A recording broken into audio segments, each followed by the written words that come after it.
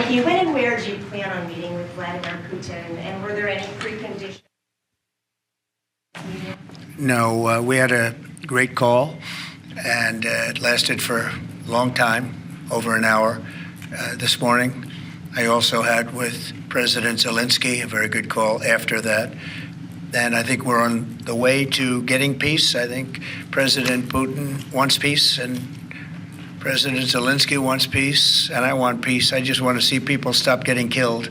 But we'll get it. I think we'll get it. We'll get something done. We're going to be meeting.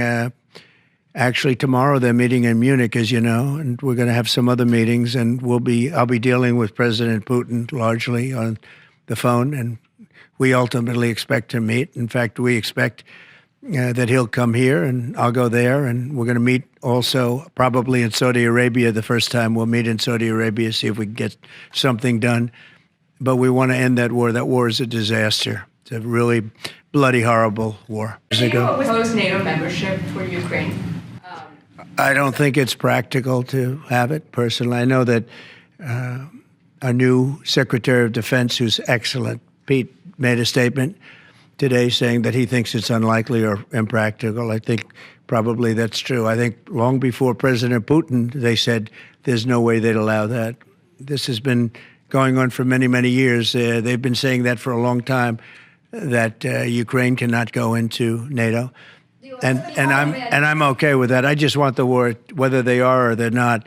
But it certainly would seem to be that most people have said that that is something that's not going to happen. Are you freezing out President Zelensky of this process a bit? Isn't there a danger of that? No, I don't think so, as long as he's there. But, you know, at some point you're going to have elections, too. You're going to have an election.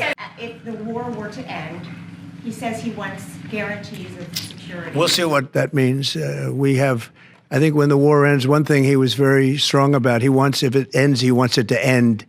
And that's President Putin said that. He wants it to end. He doesn't want to end it and then go back to fighting 6 months later. We talked about the possibility, I mentioned it, of a ceasefire so we can stop the killing. And I think we'll probably end up at some point getting a ceasefire in the not too distant future. Do you view Ukraine as an equal member of this peace process?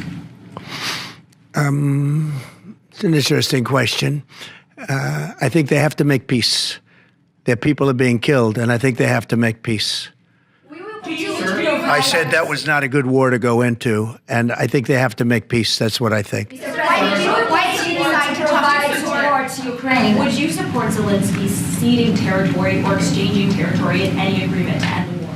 Well, he's going to have to do what he has to do, but, you know, his poll numbers aren't particularly great, to put it mildly. He's got a country where, you know, it's been savaged and attacked.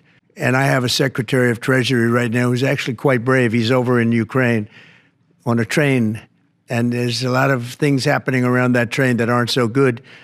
And he's going there to get a document done where we're going to be assured that we're going to, in some form, get this money back, because we're putting up far more money than Europe, and Europe is in far more danger than we are. We have an ocean in between. Europe has nothing in between. You know what they have in between? They have Ukraine in between. So we're getting security on our money. We're going to have it secured by, they have rare earth, and they have oil and gas, and they have a lot of other things. And we're asking for security on our money.